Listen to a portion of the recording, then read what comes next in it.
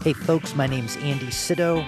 I'm a singer, songwriter, performer, and producer living in Denver, Colorado. My guest this week is Austin, Texas-based recording artist Shane Smith of Shane Smith and the Saints.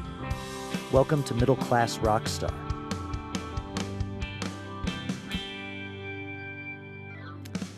Welcome back. Happy 2023. I hope your year's off to a great start. I had a really cool conversation with Shane Smith. We talked about a lot of things, from how he first got into music to tennis, to what sets his band apart in terms of success, childhood. I mean, we talked about all sorts of things. So it was a wonderful conversation, and it was really cool of him to take the time to chat with me. I first met Shane, I think either 2017 or 2018. My band, modestly titled Andy Sydow, has had the pleasure of opening for them a few times. We did 2 or 3 shows at the Bluebird, 2017 through 2019 or something like that.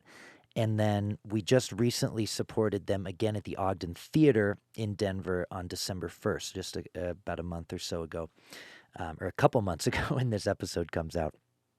Anyway, he's got a great fan base, and the band kicks ass, and they're doing really well right now. And it takes hard work, and you have to be really good, and you have to be both of those things for a long time to have success in the music industry. And Shane Smith and the Saints are certainly having success right now, and it's cool to see friends do well. So, yeah, very, very happy for him and for the band. One of my favorite memories of a show at a Denver theater was, I think, the very first time we opened for them. Shane, at the beginning of the night, after our sound check, he came up and said, "Hey, do you want to come sit in with us at the end of the night? We're going to do The Wait by the band. You can come up, sing a verse, play whatever. But, it'd be cool if you want to come up and jam with us on the encore." And I said, "Well, sure. Yeah, that sounds great." But I've been asked to do this before by headliners at shows, and it doesn't always happen. It just, it's no big deal. It's just wherever the night takes you and however things go. But we finished our set, and I had a couple drinks, and a couple people bought me drinks, and I was just hanging out in the audience having a great time at the show. And then the band goes off stage, and everyone starts yelling for the encore. And I went, "Oh, yeah, that's going to happen." I totally kind of forgotten about it. And, all of a sudden, Shane comes back out on stage, introduces me up on stage, and I'm, slightly intoxicated. And a friend showed me a video of it that he took a few weeks back, and it was pretty hilarious. But anyway, I want to jump right into the show because it's a great conversation. Quick thanks to our sponsor, Narrator Music. For simple and affordable licensing for sync, visit narratormusic.com. And I'm opening the podcast up to a couple new sponsors finally, so if you're interested in that, shoot me an email, middleclassrockstar@gmail.com, and we can chat about that. Also, if you'd like to support this podcast in a monetary way, I'm on Patreon at patreon.com/Andy Sydow, SYDOW. I sometimes put episodes up early, show some additional content. I had Mickey Raphael on a few months ago, who's been Willie Nelson's harmonica player for the whole time that Willie's been doing his thing. And aside from the interview that got published, he talked harmonica for a while, and that's up on there. I also am a recording artist myself, just going by my name, Andy Sydow, and I put up songs early, talk about tour dates early and stuff like that. So if you'd like to join my Patreon community, you can do that, for as little as $3 a month, and it's greatly appreciated. If you'd like to support this podcast in a non-monetary way, give it a 5-star rating and review on Apple Podcasts or wherever you listen to your podcasts. It just takes a second, and it's a huge help. All right, let's jump in my conversation with Shane Smith.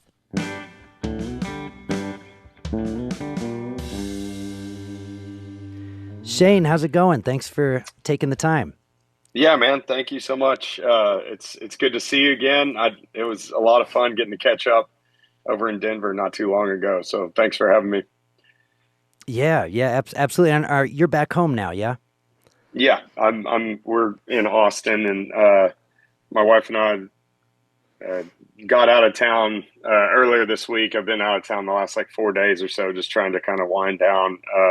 We finished our touring for the year, and so anyways, went out to West Texas and just kind of chilled out. Just got Is back. that a typical thing for you that you wind down after a bunch of shows where you just want to go somewhere and hang out for a little bit? It's something that I would definitely like to do more often, but you know, I feel like there's always something else. You know, if I'm getting off the road, we immediately have to go take care of X, Y, and Z at the house, or we have some plans with our friends. My wife keeps our social calendar pretty filled up just because of the limited amount of time I get with a lot of our friends. She's always filling in the little available dates to make up for those missed ones. So, And she tours with you as well, right? no, I mean she'll come out on the road some, but a lot more this year actually than in the past. And we did that Whiskey Myers tour, which was like from April to pretty much like October ish, and she would fly in and out a lot. I was flying home like all the time, and anyway, so she was on the road a decent amount, I would say, this year. Yeah, well, that's great to be able to bring her out with you. And so yeah, we met in Denver. I've opened for you a couple of times at the Bluebird, and then at the Ogden just earlier this month. And I know you've done these shows before where you're opening for a national act at a theater, and you've got a short set, so you got to bring it, and people are there to see somebody else, so you got to bring it. And usually the way those work is like when you start, it's like half full, and then by the time your set ends, before the Yeah, headliner comes on, it's packed. Well, at the Ogden, the doors were at 8. We played at 9, and it was as full at 8:15 as it was at the end of the night. I mean, right. that's gonna feel good for you, right? Going from a 500 cap room to a 1,500 cap room, and just bang, it's packed in there.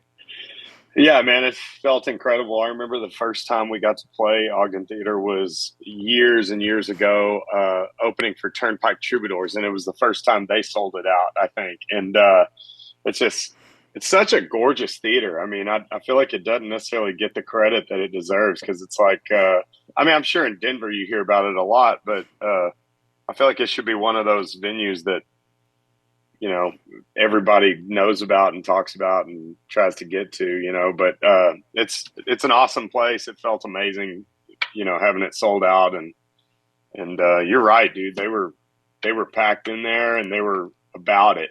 They were Yeah, ready for it. yeah, yeah. It was Is very that how cool. is that how it is every night now, pretty much? It I would say it just depends. The success that we've had this last year is still new to us, and it's still something we're kind of still soaking it in and just waiting for the floor to fall out. I've said that mentioned multiple times in other interviews, but it's kind of like Yeah. that imposter syndrome thing, and where you just feel like, oh man, there's no way this can. Uh, I don't know. We've gone a long time without any of this, and so you can't help but almost feel like, oh, there's no way this is real. Like, Yeah. this is going to fall through at any point in time. But it's been really cool lately. A lot of the fans, a lot of the crowds have been just super stoked and just all about it. We just ended the year of touring.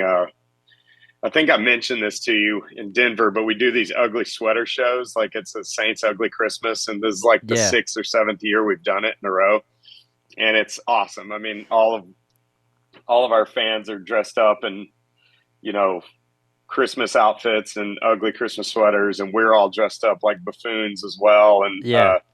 it just like it's super fun. They're all in Texas, and so it's like a kind of a homecoming for us. This year we did Austin, Arlington, San Antonio, and Houston. And Arlington's like in between Dallas and Tyler. It's like the Dallas Fort Worth. Yeah. I'm sorry, in between Dallas and Fort Worth. Yeah. Right. And Right. Right. so, anyways, those were a big. That was really cool for me. Kind of like going off of the Denver show. It was like seeing these fans that are just packing these places out. Yeah. And that's kind of a first, I feel like, for us. Like, we've had packed venues, but we've had to work really hard to pack them. And like, whereas on these, it was like, you like that Ogden one was like what, 1,600 or 1,650 or something like that capacity. Yeah.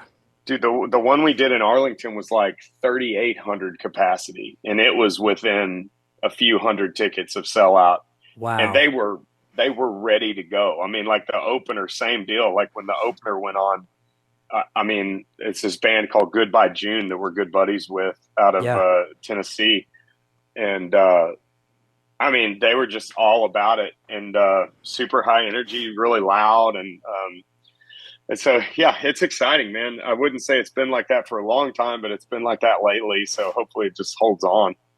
Well, and thinking about it's so hard to get up to that level. I mean, I'm sure there's a lot of hard work, and the product has to be great consistently.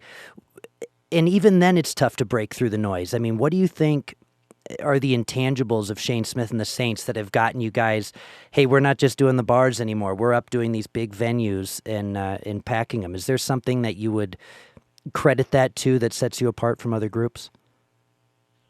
Man, I just think that we've been super fortunate. I think in a lot of ways that, like, there's certain things that have worked out for us. There's tons of stuff that has not worked out for us, but one thing that really worked out for us is, my wife early on, when we were still playing Sixth Street, was pushing me really hard to, like, you guys need to do more harmonies. Like, you could do so much with your harmonies, and you got a couple good singers, and it was different band members at that time. Several of them were. Again, this is like 13 years ago or something, and Right. but I really started pushing that pretty hard, like on with her advice, and the guys were, for the most part down, and so we started pushing the harmony thing, and we never could quite get it, and we started to get it as like a 3-part, and then we needed a new bass player, and so we were trying out Chase, our current bass player, up in the Yeah. like DFW area one day, and we were doing a rehearsal, and we started singing this song that had a really strong harmony part, and we put a mic on him just for the sake of, like, if he wanted to talk through the PA or whatever, so we could all hear each other better. And we were like in a garage essentially or something. Yeah. But he had a mic in front of him, and out of nowhere we start singing this song, and we just start hearing this like low bass frequency, like harmony going on, and we were like, "What was that?" We kind of stopped and we're like, "What was that?" And he was like, "Oh shoot, my bad, dude. I'm sorry. Like, I won't sing on it. Like, I was just messing around, just like doing some baritone harmonies." And we were like, "No, no, no! Like, it was awesome. That sounded Yeah. awesome. Like, let's Yeah. keep doing that." And so it went from a 3-part harmony to a 4-part at that point, which is, arguably the strongest harmony in our crew. Is Chase's like low baritone, but he also will do like falsetto stuff in other songs. Wow. And I feel like that was like an early break, quote unquote. That was like an early, like, it worked out right then, right? And Yep.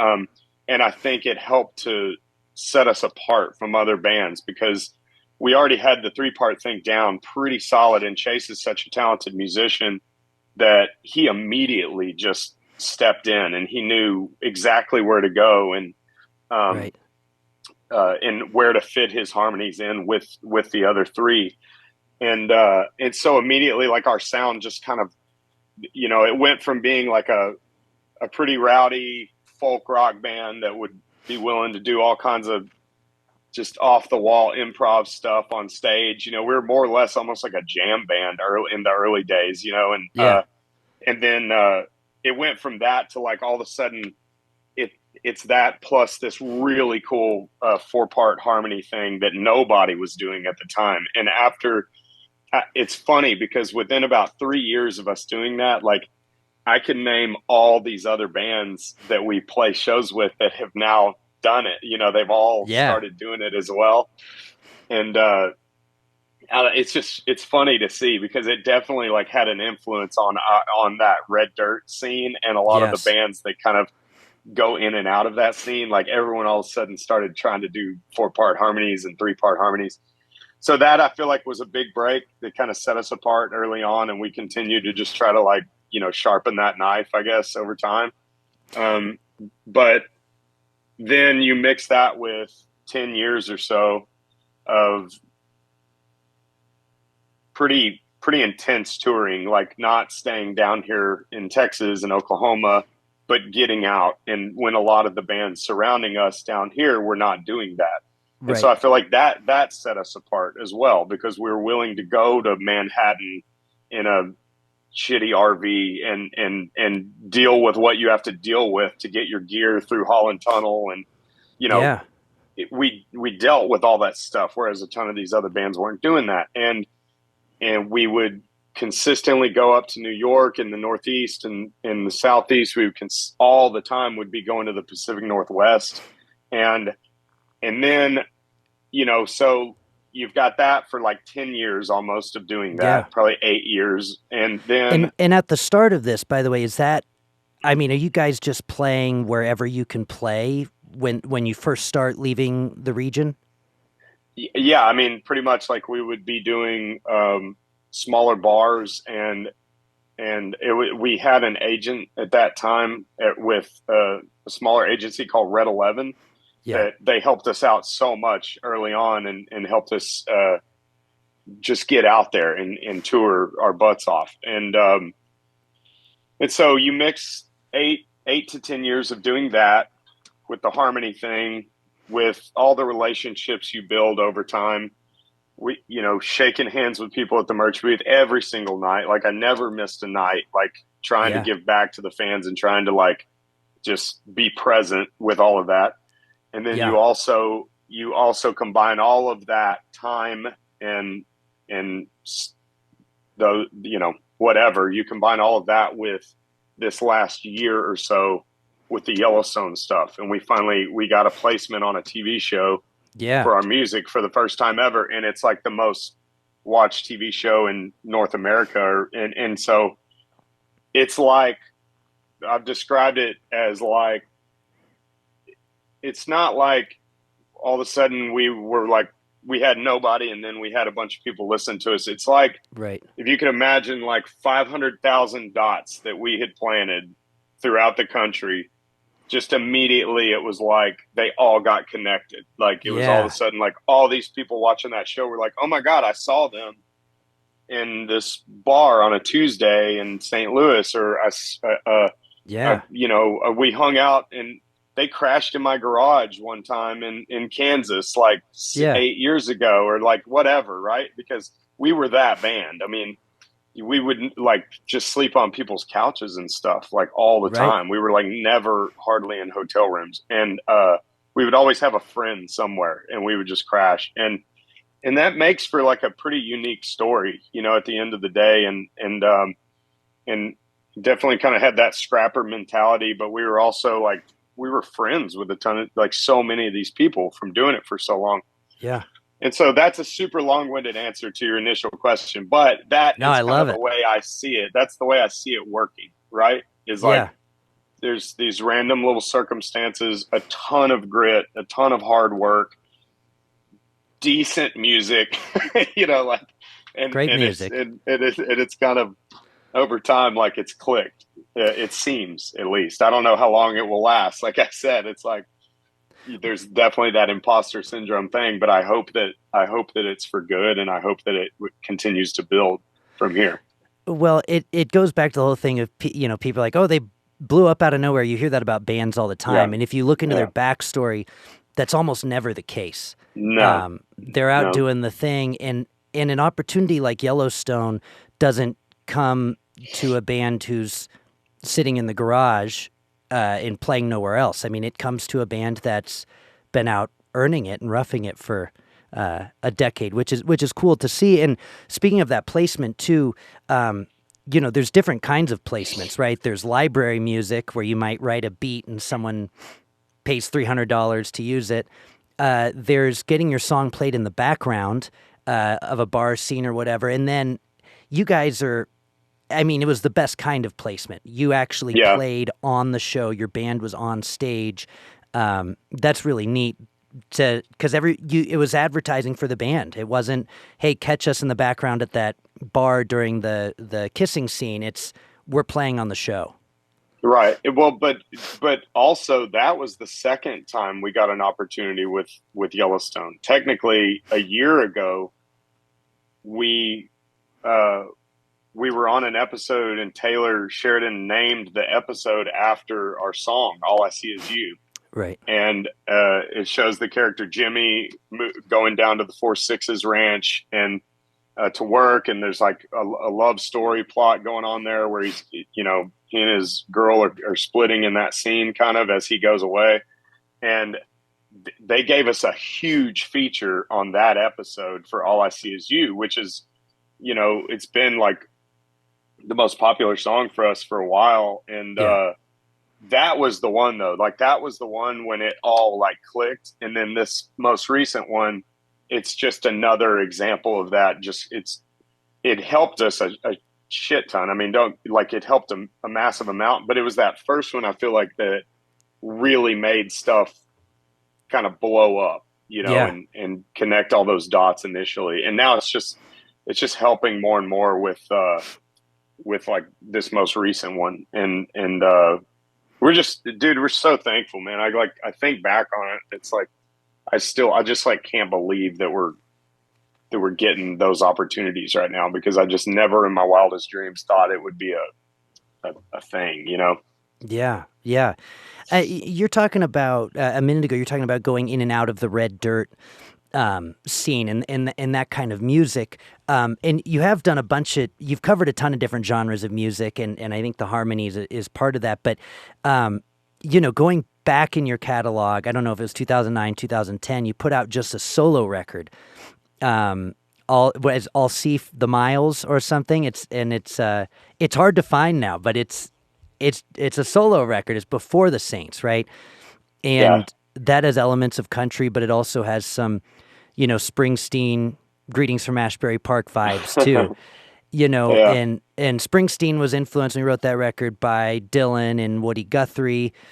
Right. And that's not a far line to draw from Woody Guthrie to Bob Childers, who people say is the father of red dirt country. But then you've done all this stuff since, indie, rock and roll. You know, what you just put out, Fire in the Ocean, has elements of stadium rock and U2. So you kind of covered all these, a lot of different ground genre wise.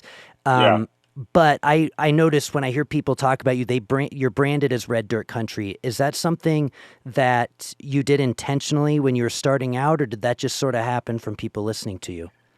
I think we've kind of like our sound has changed over time a lot, organically, just because of the different music that we've listened to over time. Like early on, I was listening to a lot of like the red dirt country, but I was listening to a ton of like, when you talk about the I'll See the Miles album, like that's way, you know, that's like when I was in high school, I was writing those songs and recorded that as a freshman in college, or maybe a sophomore or something. But regardless, I was listening to a lot of singer-songwriters at that time. And like Adam Carroll, I reference these guys all the time, but it's the truth. Like I was listening to a ton of like Adam Carroll, Ray Wiley Hubbard, a lot of him, Hayes Carl, Ryan Bingham was just coming out with his, like he had an album called Wishbone Saloon that I don't know if you can find anywhere online these days, but it was like almost looked like a demo tape or something, like an old school CD. And there was like a burnt copy of it that I somehow got a hold of from someone at our college dorm. And so loved that music as well. And so that's what that first CD sounds like, a high school kid trying to figure out songwriting and figure out like writing chord progressions and things without having a clue what I'm doing, you know, but it's also, there's like genuineness to it that's really cool. And my voice is so different. It was like, it wasn't damaged yet, you know, it was like, sounded like a kid, you know?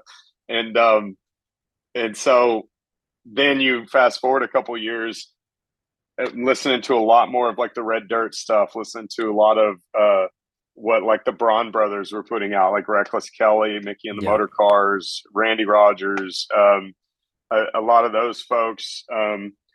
And I think instinctively you start kind of riding in the path of the stuff you're listening to in a way, like subconsciously, you know, and so then the next album it just expanded a little more, and then Hail Mary it's expanded a little more. It's like started to lean more and more rock. I feel like, and more indie rock, because you know, while I love all that music, I also I love Kings of Leon. I love Yeah. uh U2. I love Mumford and Sons. I love Local Right. Natives. Like there's so many of these incredible bands that I listen to all the time, and I think over time our sound has kind of started swaying that way again, you know. And so um, I think my hope when this is all said and done is that we have a catalog of music that is just a total roller coaster that has gone from one place to another and keeps our listeners kind of evolving along with us, with our Yeah. own ear, you know. And because you know music is music, I could care less what genre we're in or anything like that. I think it's totally normal and it's healthy to change your ear over time Yeah. and dive into newer things. And I hope that we continue to do that, and while also sticking to our, you know, our a lot of our original foundational sound. You know, I don't mean just like going off the wall and doing weird stuff, but like it's good to kind of ebb and flow, I think. Absolutely. Going back a little bit now to childhood and stuff, and how you got started in music. You grew up in Terrell, Kaufman area. Did I say that right, Terrell? Yeah, yeah, yeah. Terrell, Between Texas. Between Dallas and Tyler. And I've read somewhere that your dad was a kicker for Notre Dame and then the Chiefs. Is that Yeah, yeah. Yeah, wow? my dad's side of the family, my uncles and my dad, my grandfather, they were all a lot of them played football for Notre Dame, and my dad actually played for the Kansas City Chiefs for like I think like 4 or 5 games or something like that, and then he was accepted into law school, and I think he was thinking he was going to get like dropped any any moment or whatever. And so Yeah. I think and he also, like my dad, he always wanted to be an attorney, and because that's what my grandfather did as well. And he I think kind of got out of all of that, and I've never really talked to him about like if it was a decision that he was just like ready to get out of football, or if it was a deal like he thought he was going to get dropped or traded, and so he didn't want to deal with that, and then went on. But Yeah. I'm pretty positive it was more leaning on the thing of he really did want to be an attorney, and I think he always really looked up to my grandfather doing that, and just Yeah. knew that line of work like the back of his hand, like for defense work. And now you did not grow up. You and your siblings didn't grow up playing football, right? You were tennis players. Yeah, yeah. So my dad, I think, also in that same light, when my oldest brother Travis and then other oldest brother Connor, when they were born, I think my dad was just like absolutely not, like Yeah. did not want us doing football, because it's like I think he was at an age of maturity where he was seeing all of his friends like just, you know, really messed up and banged up and stuff coming out of that, and having, you know, you were starting to see all these like pro players like having early deaths, you know, and it was before anyone really knew all, you know, everything behind that. Now I don't have the build of being a football player, but my oldest brother Travis, I think he would have been a great football player, and Connor actually, he kicked as well for a little while, but they were both incredible tennis players. And so my dad, like from an early age, got them playing. It's funny because it's like you've got these small towns in Texas where nobody knows what tennis is or plays tennis, but my mom and dad were familiar with it. Like back in college, they both like played for fun. Like even while he was at Notre Dame playing football, he and his buddies would play. And so at a very early point, they, I think, just got my older brothers into it. And then obviously by the time I was born, I just, you want to do what your older brothers do. And I kind of followed along in their footsteps, but I started way later than they did. I started when I was like in the probably 6th or 7th grade. Yeah. And I had a lot of catching up to do, if I was going to play college. And so I worked crazy hard and tried to catch up, and was fortunate enough to play college, but I didn't play like Division I or anything. That was that at St. Edward's? I played Division II at St. Edward's. Yeah. So we all three played at Tyler Junior College, which was number 1 or number 2 in the country each year in JUNCO for tennis. And I mean, when I say they were good, I mean, they were better. Like my team in Tyler Junior College probably would have beat my team at St. Edward's, like flat out. Like, I don't know that they would have gotten a single match off of my team at Tyler. And our coach at Tyler Junior College, John Peterson, if you look him up, I mean, he's just like, again, it's a small junior college in Tyler, Texas. But this guy retired with like, I think 22 national championships under his belt, averaging, I think, 1 per year between the men's or women's team. Wow. And so once he built that program, it was like, it was on. And he was either winning or they were, or the team was getting second in nationals. And, I mean, we would go and do dual matches against like Texas Tech or A&M or, I mean, they were like really good. And wow. And so it was really cool being a part of like that elite of a program for the first 2 years of college. And it made me super disciplined. I was a much more disciplined version of myself then, I feel like, than I am now. And there's a lot that I need to look back on and reflect on to get back. But yeah, me and my other 2 older brothers all played under the same coach, John Peterson, at Tyler for 2 years, and then went on to other schools after that. And Travis was at University of Hawaii and played for them, and then Connor played for University of Arkansas.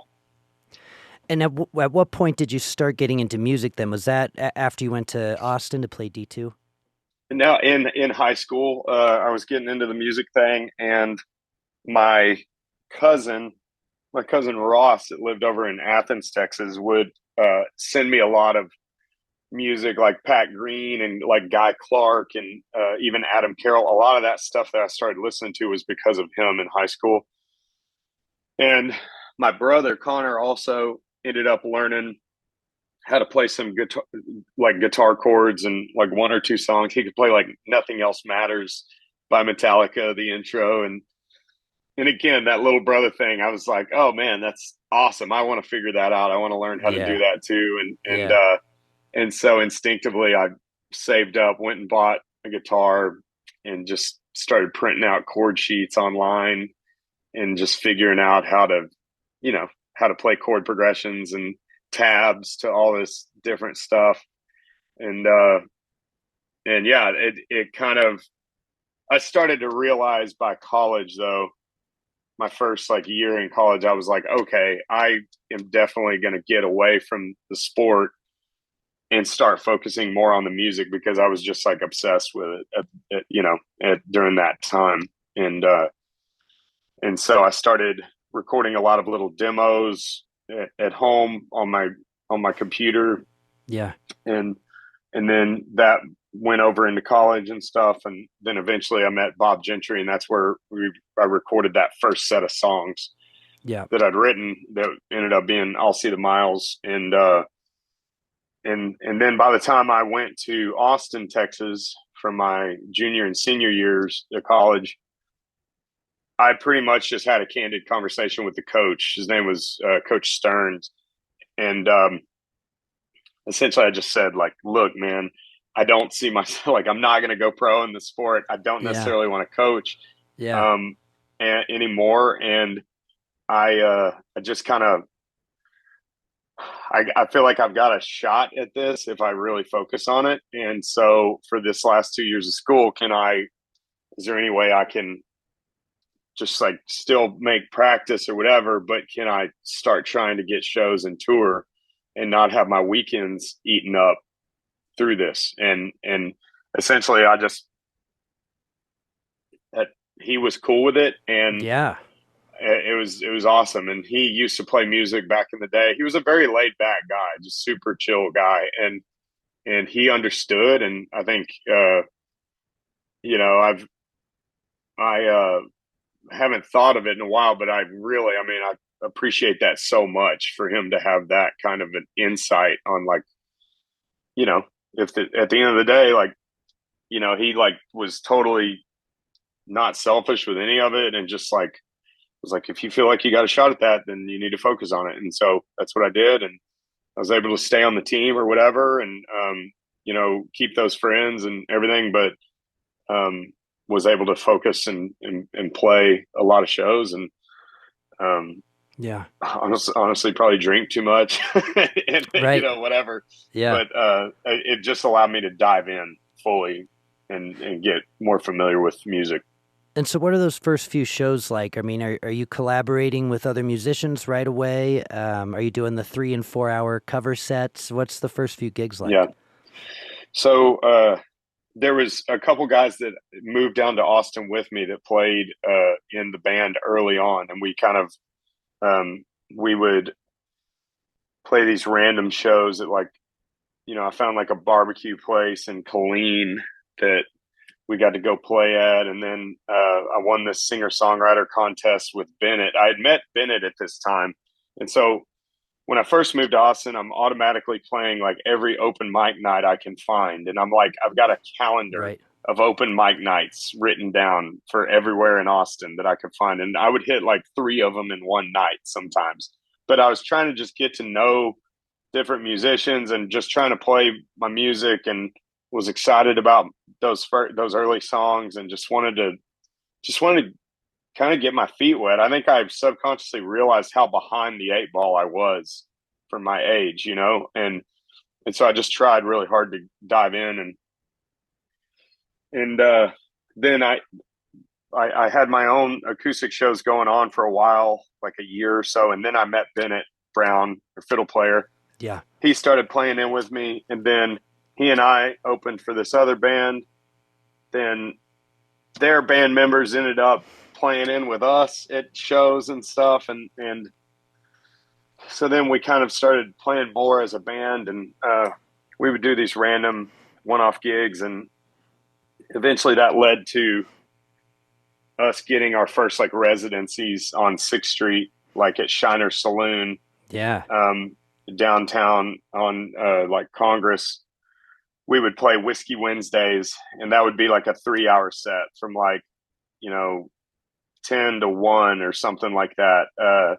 Every Wednesday? And every Wednesday night, yeah. Yeah. And that would be like dollar whiskeys, right? And Yeah. and so we're up there.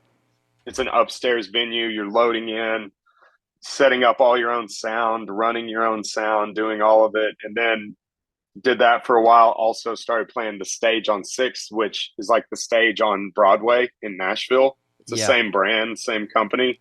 Yeah. But they tried it out on 6th Street, and this guy named Brandon was running it. And anyways, we really got a lot of you know, playing time, show time there, because we would do every like Tuesday and Thursday there. And so then even you become the band that they just call anytime someone cancels. And so Right. there would be weeks where we play the stage like 4 times in one week, but every show that we play there is a 4-hour set. If the band before us or after us canceled, we would just, yeah, let's play that too. And so then we're doing 8-hour sets, you know. Wow. And so, and it just helped us. It helped us become, it helped us to become a really strong live act.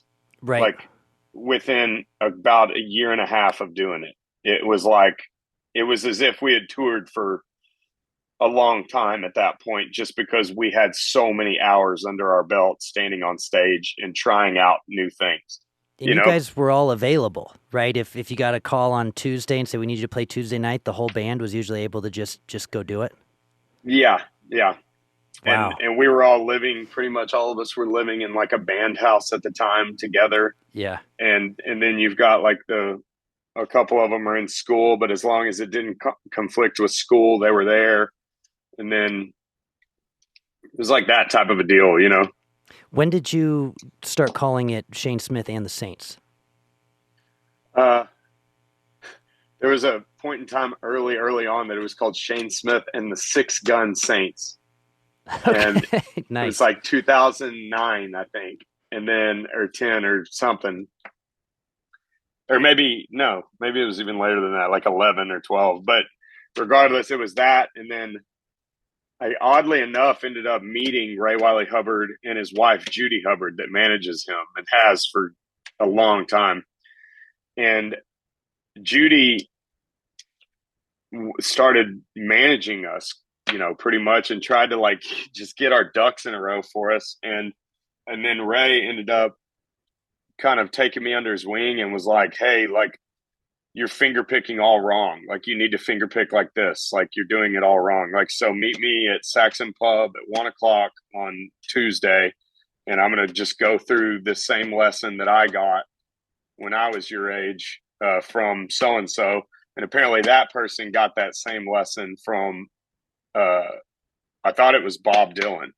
But it was like, it was like, I want to say it's Travis picking, where you plant your pinky finger and then your thumb is keeping the bass lines, and then the other three are doing their thing. But he literally drew out on a sheet of paper, or like 2 or 3 sheets of paper. It was like 3 different exercises, and it showed where every single finger went and every single action of each one. And he was like, you learn this, and then next week you need to have this one down and whatever. And he taught me literally how to, and it's hard to change your finger picking pattern when you've done it for years a certain way. And I was playing with like 3 fingers essentially. And it was really difficult. Like, but I just sat there. I'm maybe ADD enough. And I just sat there for hours and hours and hours and figured it out. And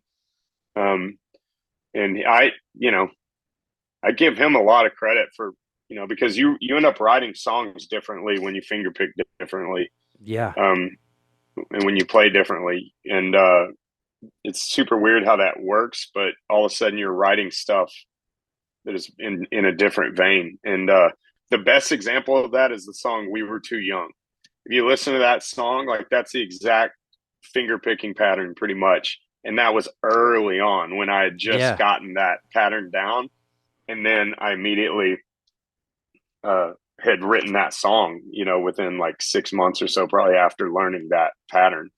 And then all of a sudden, all the songs were kind of in that vein. And so anyways. So you're getting guitar lessons from Ray Wiley Hubbard, and his wife is managing you. I mean, that's pretty neat. And now, I mean, you've got to pay it forward, right? You've got to teach someone else that finger picking pattern at Stubbs or Antone's or whatever someday. Dude, I've got to find the old papers, because I have the old papers somewhere and I don't know where they went. And I mean, it's just one of those things, like, I have to find them and frame them and then kind of almost reteach myself how he taught me so that I can show other people as well, But it was a very specific, it was 3 different patterns. And I don't remember exactly what the last one was, other than the first like 2. But anyways, eventually the whole intention is just to give you muscle memory with all 3, and then you end up combining all 3 over time. Like, it's just, you're comfortable enough with all 3 of them to where it's like all of a sudden you'll start doing this other thing, and it just kind of ebbs and flows a little bit. So that's got to feel pretty good, and to be. He sees something in you where he's like, I'm going to take you under my wing. I'm going to show you how this all works because you've got something. I mean, I don't know. He was super kind to do it. And he's literally like a legend to me. And I respect him so much. I know how long he's been doing it, and he's still willing to, load up in a van, go work his butt off, get paid, go home, and be home with his family, and I just respect that a lot. I know how much discipline that takes and perseverance that takes to stay at it for as long as he has, and still remain humble and still remain just kind. A lot of people become super calloused up by doing that, and I can't say that about him, which is it's an awesome thing. So you guys start putting out your own records as Shane Smith and the Saints. Coast comes out January of 2013. And how old are you at this point? Oh, no. I have no clue. I don't know how old I am right now. At the time, I would have been 13, 23. Okay. Right. And I would have been 23. So it's been I guess about exactly 10 years since that first record came out. Yeah. Or 24, something like that. Yeah. Yeah. So when Coast comes out, are you guys still playing on 6th Street all the time, or are you really starting to get out and tour a bunch? Yeah, we were still playing on 6th Street, but we were also starting to tour and starting to get out. I remember that CD release in 2013 was actually at Stubbs indoors. And Cool. that was the first, that was a pretty cool thing, because I think we sold that out, and it was just a cool feeling, just like being like, hell yeah, we can sell out Stubbs indoors, Yeah. holds probably 150 people or something, but it was a really cool moment for us. I don't know how many people it holds, actually. It might hold a decent amount more than that, but regardless, it was a cool moment. We were also playing Rattle Inn, which was owned by Ray Benson at the time, and it's shut down now. But talk about just an awesome bar, to have early shows with actual fans, finally starting to come out, because we would sell out that place pretty regularly. And dude, those shows were just a total dumpster fire. I mean, they were so much fun, and everyone is just sardines packed in there.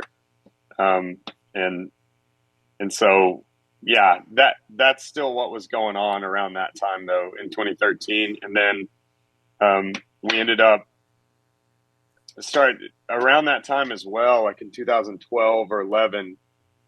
Me and my buddy Cody Bass we started listening to the Turnpike Troubadours, which no one knew who they were at the time. And this guy, Chris Mosier, who used to work for KVET, I believe, in Austin, the radio station, 98.1 KVET, I believe. And Chris Mosier would do this Sunday night show, this radio show, where he would play bands that he was really digging on and that were up and coming. And I heard that first Turnpike Troubadour song. I think it was Every Girl was the first one that they pushed to radio. Yeah. And when I heard it, I was like, oh my God, this, the writing in this is so solid. This sounds way different than a lot of the other stuff I've listened to and we've listened to. And so, I mean, we had a ton of respect for them. And so I immediately started just calling the venues that they were playing. And I would call their agent, John Folk at Red 11 also. I'd be like, hey dude, what shows can we open? We just want to play some shows with you guys. We freaking love your music. And I feel like, y'all's fans might like our music, and it ties pretty well. And so we just started, we went over and played one show with them in College Station on a Thursday or Wednesday or something. And it was at this tiny bar called Shotzi's. Yeah. And it's just so funny to think back, because it's that was, and they were in this van with I think they called it the Honeysuckle Rose, but it was this brown mustard, I don't know, just earth tones that weren't appealing paint on this band. And then they were over the course of 9 months, we played so many shows with them, and we went from playing like the small room at George's Majestic in Fayetteville, like the very small front room of that Yeah. with them, all the way to seeing them sell out like every show, and it would be over 1,000 people or 1,500 people, but it was like 9 months, and it was like that in every show. And then over time, we would still do shows with them, but not as often. And we weren't on that Nashville roster at Red 11. We were on the Austin roster, and I started to find that if you're on the Austin one, you do shows with the Austin bands. If you're on the Nashville one, you would do shows with the Nashville. At least that's how it was at the time. Yeah. And so we definitely saw that, that started happening. We didn't play hardly any shows with them after that. And then, but that was our first opportunity getting out of state. And through those guys early on, we went to Arkansas, Missouri, Kansas, and Oklahoma. Oklahoma being the biggest, strongest one, because Oklahoma City, that was like our first fan base, honestly, like outside of Texas. That was the first base of people that were like, oh my gosh, maybe we can do this. Like maybe we can make fans outside of Texas. Yeah. And be an actual touring act, like outside of the state. And it was the people in Oklahoma, and it was Mustang Brewing Company that doesn't exist anymore, but Tim and Carmen Sholin at the time owned Mustang Brewing Company, and they sponsored Turnpike Troubadours. And so all the Mustang Brewing Company events, we became buddies with them. So they would put us on these shows with Turnpike, and then they would try to get us booked on these festivals in Oklahoma that they were sponsoring. They just helped a lot. And all of a sudden, before you know it, we're going to Wormy Dog and selling a couple hundred tickets at Wormy Dog in Oklahoma City. And so it was like, oh wow, this is cool, and that's kind of how it over time started escalating. So it was one market at a time, right? At first, right? Where you in a way, one market, yeah. In a way, yeah. At least like, we were still doing the stuff in Texas a lot, but then we started, Oklahoma started to be a honey hole, and then like all of a sudden Tulsa was, and Stillwater was, and we would go play like Eskimo Joe's in Stillwater, like in the entrance of the restaurant, like right there in that front room, and set up all of our equipment. You're just like in a restaurant playing full band, and then all of a sudden Oklahoma, there started being a lot of dots connected in Oklahoma, and word getting out, and then on top of that, we got with Red 11, that booking agency.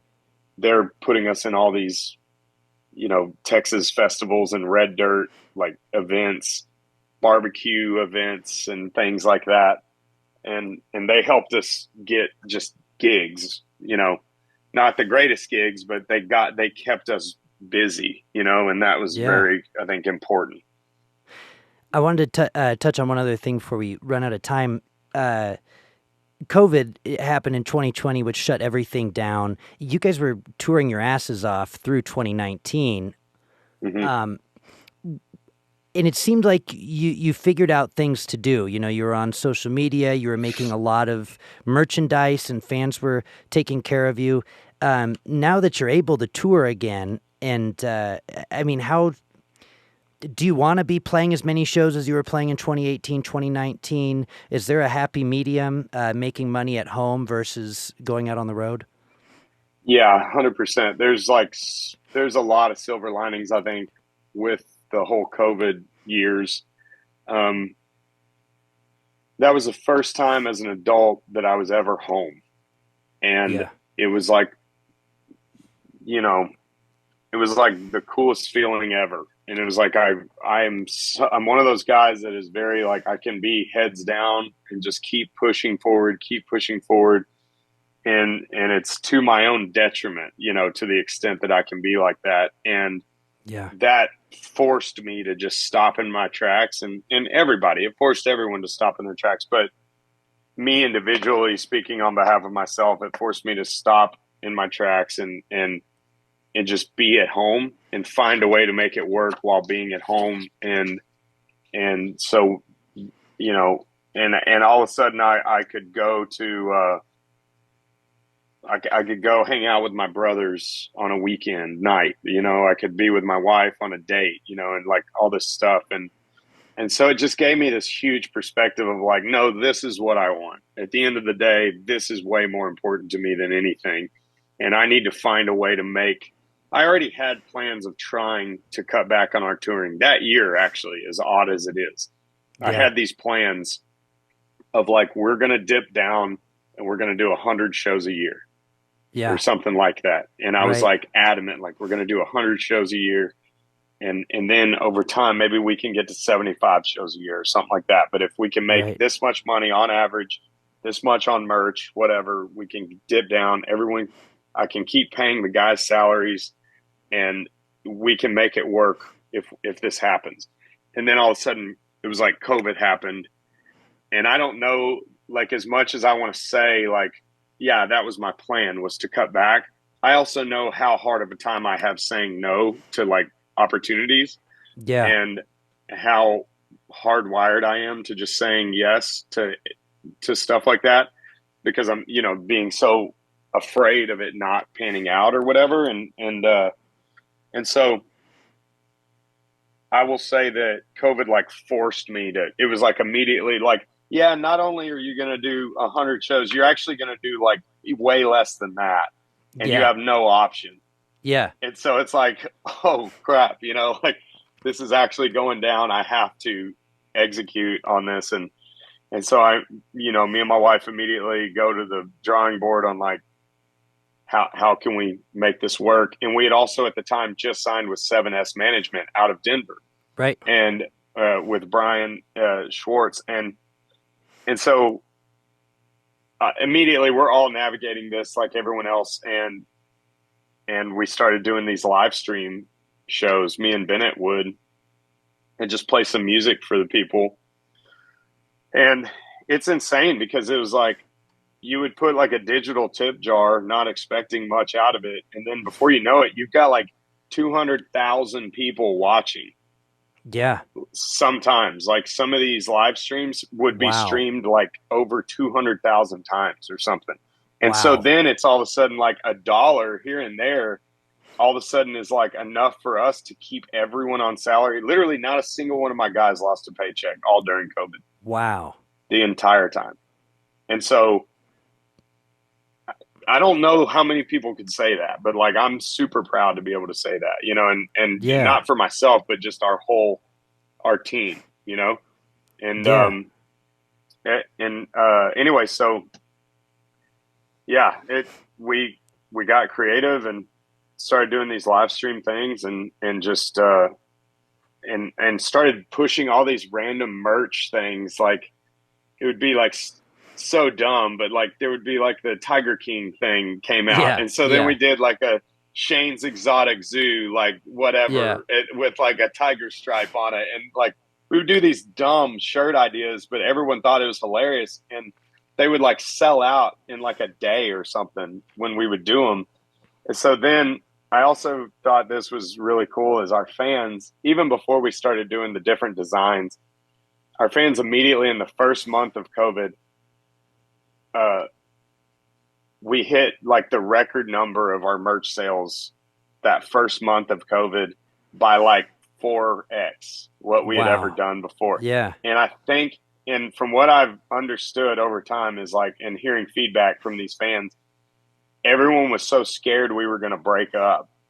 And so a lot of these fans that were our diehards were just buying merch constantly, trying to get us some kind of like, support to keep at it. That says a lot about your fans. Dude, 100%. It's amazing. And so anyways, it's, I don't know. The COVID stuff was wild. But I will say this, I'm very and I don't care where people are politically, I like stay out of that stuff. I really feel like I'm pretty much like down the middle. And if anybody has a conversation with anyone, I think most people are down the middle on this stuff. Right. But I will say, like, I'm extremely grateful with the way that our state handled some things for COVID. Yeah. Other things, whatever, I don't know, but Yeah. I'm personally very thankful for the way that we continued to have the opportunity to work as long as Right. we were being careful. Yeah. And that is logical to me. If you're Right. careful, you should be allowed to make a living for your family, put food on the table, and do what you have to do to survive. Right. And so many other states ran all these bands into the ground, all these restaurants into the ground, all these gyms. These people had saved Yeah. up their life savings to try to start a gym or start a restaurant, and they were just forced to, like, there was no compensation for the rent they were paying. There was no compensation for the loans that they had.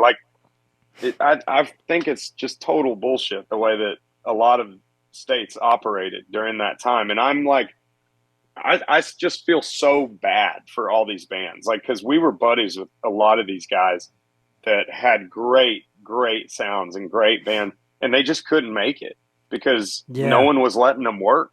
Yeah. It was like if you went and played at some barbecue restaurant in a 5-acre field and there's tables spread out everywhere, you were like demonized for doing that. And it's like, dude, I mean, like, you're being as careful as you can.